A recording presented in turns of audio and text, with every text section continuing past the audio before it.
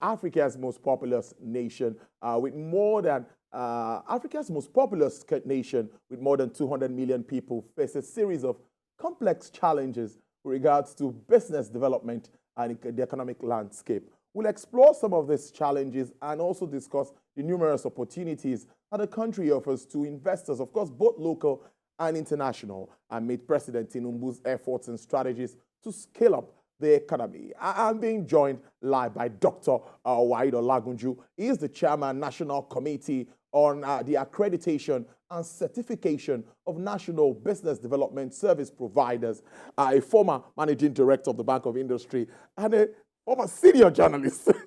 Good afternoon. It's good to have you in the studio. Good afternoon to you. Thanks for having me. Yes, a lot when we talk about MSMEs, but having you here, I want to first start with what really is this? What are the specific roles of the BDSPs? What do they do to help support these MSMEs in straight terms? You hit the nail on the head. Support. BDSPs are business development service providers. So broadly speaking, you can call them consultants. When they say support, that means they are supposed to assist MSMEs realize their business vision. A huge population can be an asset, can be a liability. If a significant percentage of those who fall within the working class bracket, that's between maybe 16 years and 60 or 65, are productive, that means they can earn income. It's when they earn income that they can meet the basic needs of life, such as feeding, clothing, shelter, access to education, healthcare. These are the areas addressed under the multidimensional poverty report released recently by the National Bureau of Statistics. So it's only when you're productive that you can earn income. And being productive, the curricula we inherited from the colonial masters prepared us mainly for white-collar jobs. Go to school, get a job either in the public sector or private sector. But with the demography of 200 million, like you rightly stated in your intro, there aren't many white-collar jobs in the public or private sector, right, for us anymore. However, self-employment is the way to go. Entrepreneurship, given our natural resource endowments that are largely untapped.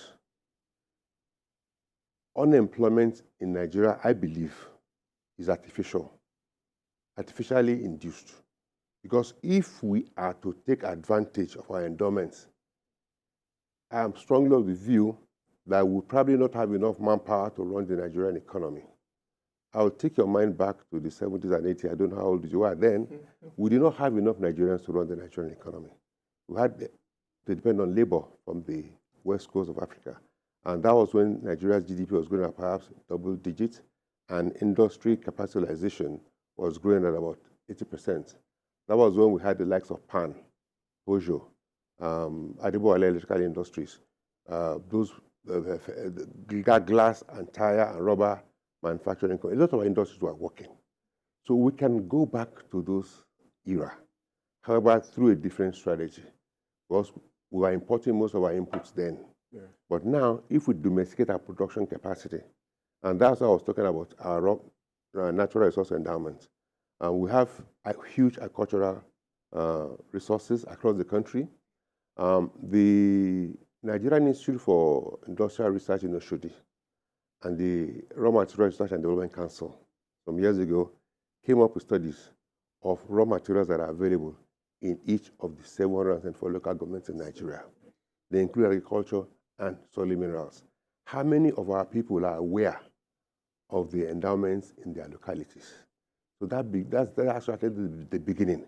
We need to sensitize our people. And there was a study conducted about 10 years ago, jointly by the Enterprise Development Center of the Pan-Atlantic University and KPMG, looking at challenges facing MSMEs in Nigeria. And they came up with an acronym, MISFIT. M means market, not having enough market opportunities. The second has to do with infrastructure challenges. F has to do with financial challenges. The second I is information, right? And then the last is technology, which is T. So you can see the information I talked about is there.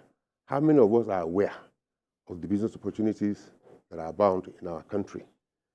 A lot of foreigners see these opportunities, but Nigerians are not seeing the opportunities. So we need to enlighten our people, to educate our people. It's in holy books. Our people perish for lack of knowledge. So that is the starting point. Even the Industrial Revolution, the political revolution that took place in Europe in those days, they were preceded by periods of enlightenment. People need to be enlightened. People need to be informed. So that's one of the responsibilities of the BDSPs. Sensitize our people to the business opportunities in the environment and even beyond. We can go beyond the environment now because of technology. I'll come back and address that later. So BDSPs are supposed to enlighten our people on the business opportunities in the environment. That's those who do not have a business idea yet. But those who have an idea of what they want to do, they have a vision. But how do you want to go about it? You need a business model canvas. You need the value proposition. For you to succeed, you must be providing solutions to some challenges. But that is when people will be willing to part with their hard-earned resources in exchange for the goods and services that you want to offer.